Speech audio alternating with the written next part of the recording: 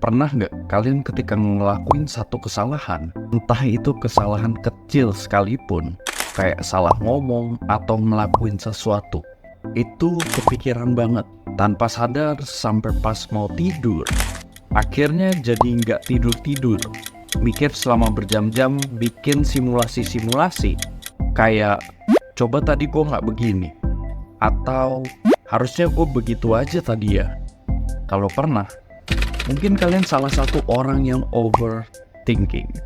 Dan di video ini, kita bakalan bahas kenapa sih overthinking bisa jadi hal yang buruk buat kalian, dan gimana cara ngatasinya dalam waktu kurang dari 10 menit.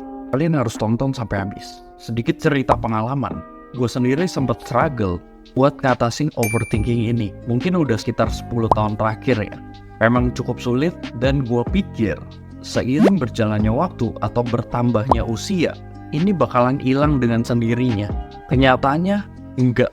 Ada beberapa contoh di luar sana, termasuk ada salah satu temen yang usianya jauh di atas gue, tapi masih suka terjebak dalam pikiran overthinking. Dan sebelum gue masuk ke inti pembahasannya, gak ada salahnya kalau kalian mulai dari subscribe dulu. Kenapa gue bilang ini menjebak? Karena hal ini seringkali mengekang kita. Kalian sadar nggak? Kalau mungkin banyak hal-hal baik yang harusnya udah dicapai, tapi pada akhirnya nggak dilakuin. Karena apa? Ya overthinking, stuck di pikiran kalian sendiri. Efeknya jadi sulit buat melangkah, ngambil keputusan. Jadi terlalu banyak kata seandainya di pikiran kita. Dan kenapa ini penting banget buat gue bahas? Karena ini bisa menyangkut banyak hal di kehidupan kita, kayak karir atau relationship. Dan ini bisa berdampak buat masa depan kita. Ada penelitian yang nunjukin kalau 73% dari orang berumur 25-30 tahun itu punya masalah overthinking, bersamaan dengan 52% dari orang umur 45-55 tahun itu juga ngalamin hal yang sama. Jadi di sini kita bisa lihat yang overthinking itu ternyata cukup banyak. Jadi apa sih itu overthinking? Kalau penjelasan secara ilmiah, seseorang sering ngerasa terjebak dalam pikiran yang berulang-ulang. Jadi gak ada ujungnya, selalu khawatir yang berlebihan sama masa lalu atau masa depan mereka. Nah, di sini gue mau sedikit cerita biar kita semua sepaham dulu. Seringkali ketika kalian dihadapin sama keputusan besar, kayak milih tempat kuliah, ngubah karir, beli mobil, atau menikah, pastinya mikir panjang tentang semua kemungkinan yang ada, baik buruknya atau hasilnya bakal kayak apa. Ini wajar banget. Ketika manusia ngelakuin satu hal atau perubahan besar, ini memang butuh pertimbangan. Tapi, apa jadinya kalau pertimbangannya jadi panjang dan berlebihan? Kalian mulai kepikiran, berandai-andai, hal yang belum tentu kejadian. Akhirnya jadi takut sendiri, stres sendiri. Dan kita jadinya terbatas untuk ngelakuin sesuatu. Cuma terjebak dalam pikiran doang.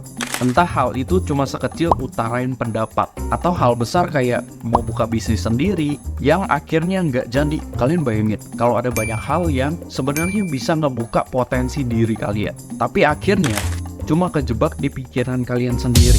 Dan ini yang jadi masalah buat kebanyakan orang. Menurut para ahli di bidang psikologi, overthinking ini sebenarnya bukan dikategorikan sebagai penyakit, tapi ini bisa banget buat memicu penyakit kayak depresi atau gangguan kecemasan.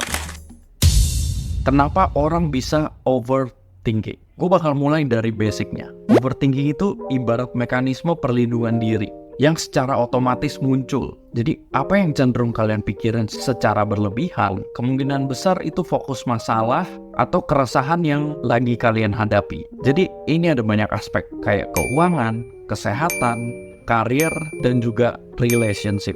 Pemikirannya gini, seringkali overthinking itu muncul ketika waktu kita lagi luang, bisa senggang. Jadi dengan tenang mikirin masalah-masalah yang ada. Nah ternyata ini bisa ngasih perasaan yang tenang buat kita. Terkesan kayak udah dapat solusi, atau kita bisa ngatasin masalahnya. Dan ini ada dua hal umum yang biasanya dilakuin sama orang-orang yang overthinking. Yang pertama, sering minta maaf, padahal belum tentu itu kesalahan dia. Yang kedua, terlalu khawatir sama pendapat orang lain. Atau biasanya, mereka itu orang yang gak enakan. people pleaser. Ini semua terjadi karena biasanya overthinker atau orang-orang yang overthinking ini terlalu peduliin hal-hal yang di luar kontrol mereka. Jadi gimana cara ngatasinnya?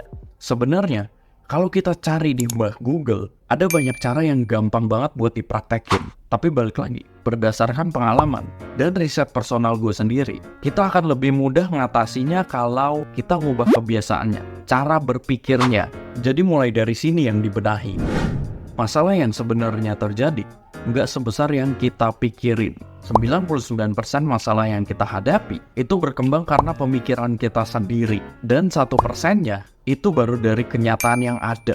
Jadi seringkali pikiran kita sendiri yang bikin kompleks, bikin rumit. Padahal masalahnya nggak sebesar itu. Dan kalau kita bedah, seringkali pemikiran orang-orang yang overthinking itu isinya adalah kenapa, dan kenapa. Kenapa sih gue ngelakuin ini? Kenapa sih ini kejadian sama gue? Dan diulang-ulang, dicari terus. Coba deh, ubah sudut pandangnya, fokus ke step selanjutnya. Gimana caranya? Ini bakal ngalihin perhatian kalian, sekaligus ngelatih yang tadinya cuma dipikirin, jadi fokus ke action, tindakan apa yang harus kalian lakuin. Yang kedua, penolakan terhadap diri sendiri. Menurut gue ini hal yang paling fatal, yang bikin orang-orang overthinking itu nggak akan pernah maju. Seringkali yang terjadi ketika mau ngelakuin satu hal itu takut sama penolakan. Contoh, kalian ditawarin project atau di-challenge satu kerjaan sama atasan kalian, yang mana ini bisa ngasih kesempatan kalian buat naik ke jenjang selanjutnya. Tapi gak diambil karena takut hasilnya bakal jelek. Gak percaya sama kemampuan diri sendiri. Padahal kalian gak tahu kalau gak dicoba. Yang ketiga, gak semua masalah bisa diselesaikan. Dalam konteks tertentu, ada kalanya kita ngerasa masalah itu terasa berat banget dan kita terus-terusan nyari solusinya. Akhirnya mentok, gak ketemu. Pernah gak kalian sadari kalau nggak semua masalah itu perlu kita cari solusinya? Mereka bakalan bisa selesai dengan sendirinya. Jadi analoginya begini, mereka itu nggak benar-benar selesai dengan sendirinya, melainkan kita yang terima masalah itu sebagai bagian dari hidup kita.